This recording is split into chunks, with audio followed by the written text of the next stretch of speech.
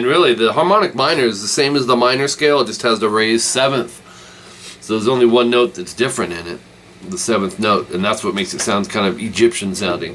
Top string 0, 2, 3, 5. On the A string, open 1, 4, 5.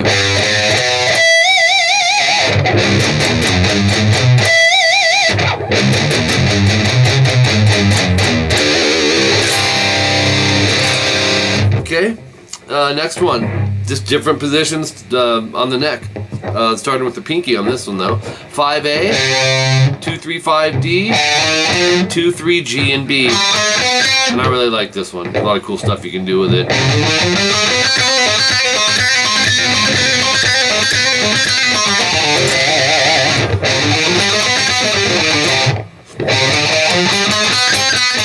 I like the sound in there.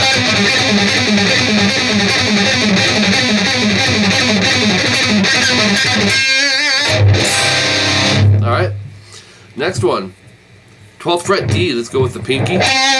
9, 10, 12 G. 10, 11, 14 on the B. That's our raised 7. Normally, for a minor, you'd be there. And then 10 E. So that's...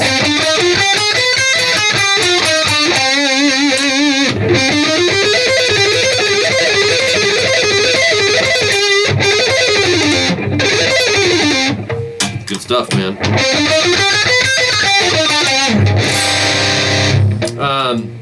And I really tried to think these out, Jeff, the ones that would be the coolest for your style of music.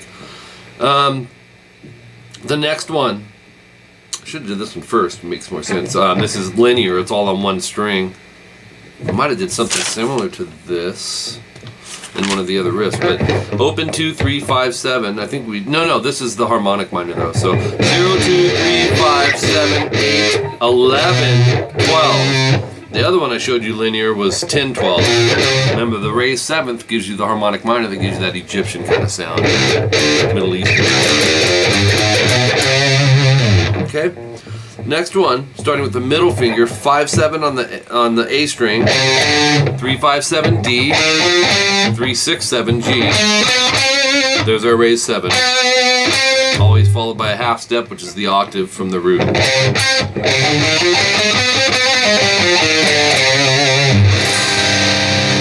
Next one on the D string, it's the same frettings as the low E string because we're drop C tuned, but just wanted to put it in there as a reminder.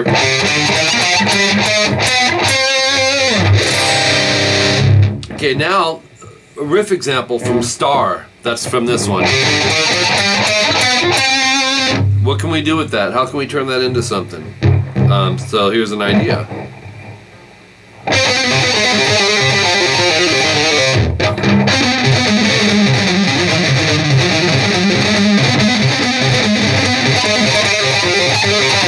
I'm playing around with it, but really it's the concept is really completed within the first 5 notes. 12, 11 on the D, down, up. Hammer 12, pull 11, pull open. So if you get used to that,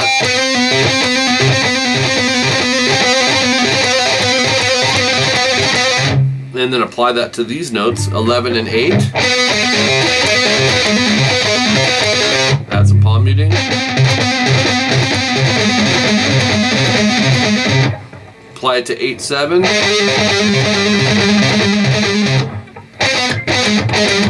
Okay, and then our last page, page 5. Apply it to 7 and 5.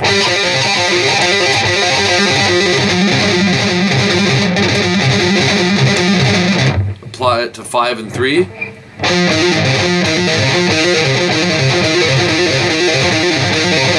And apply it to 3 and 2.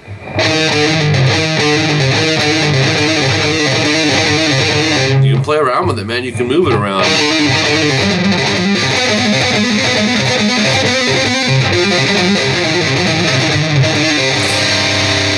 So that's just an example, kind of an advanced example of something you can do with it. Number 5, this is kind of focusing on the hook again with some technique.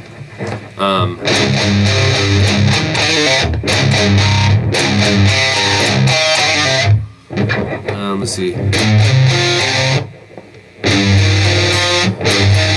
Yeah. I like to give you some odd chords just to break away from the norm, but this is starting, the main hook is palm mute, all downstrokes, open E and A, and then no palm mute, D, A, and then palm mute, E, open E. So it's,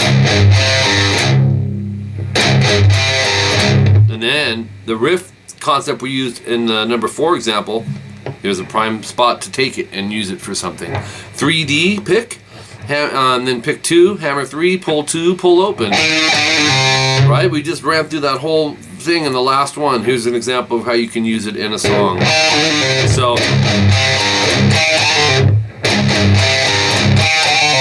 and then some crazy chordings. 8th fret low E, bar the 5th fret on the A and D. We're going to palm mute, down pick, palm mute the E and A, and then 5th fret D, A. It's a hold. You'll see a darkened line in your tabs. You don't want to go make it a chord. And then end it with, from the top string down, 7, 8, 5 open. And I didn't put any palm muting on this one. So,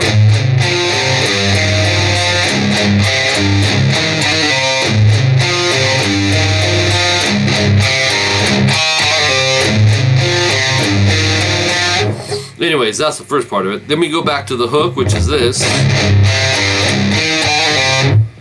And then we can call this our B ending or whatever. This is kind of a tough one.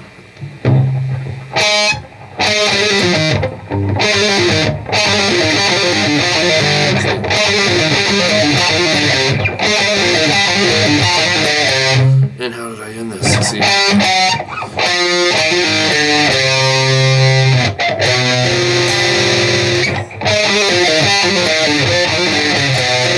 It's like extending the measure though, if you do this, but I do an 8, 7, E, 2 downs, hammer 8, pull 7, 10, 8, A. So this wouldn't be actually super fast. I was doing it too quick. So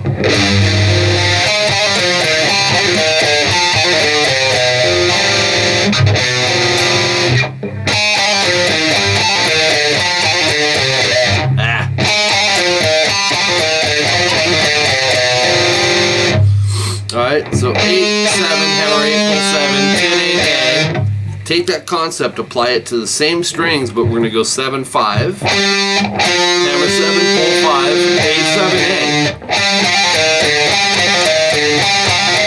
A. Just going to the next scale degree. Toughest one is here because of the stretching. 5th fret and 3rd fret, hammer 5, pull 3, 7, 5, A. So,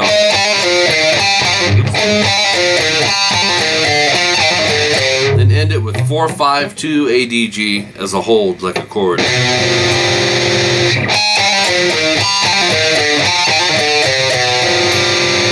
And you can use whatever fingerings you want. Jeff, I hope that works for you, man. I know this is your first CVT. You're normally doing the PPG lessons. You have the tabs. They're very detailed. And the idea was to get you to wrap your head around a few different ideas and hopefully inspire you with coming up with riffs and how to connect them. I know you're a good player. It's just how you want to go about doing certain fills. So I kind of give you a song structure with a hook, an A ending, a hook, a B ending, a hook, a C ending, and then maybe something completely different on the end. That's how my mind thinks, and it keeps it interesting. So anyways, I appreciate it, Jeff. Thanks.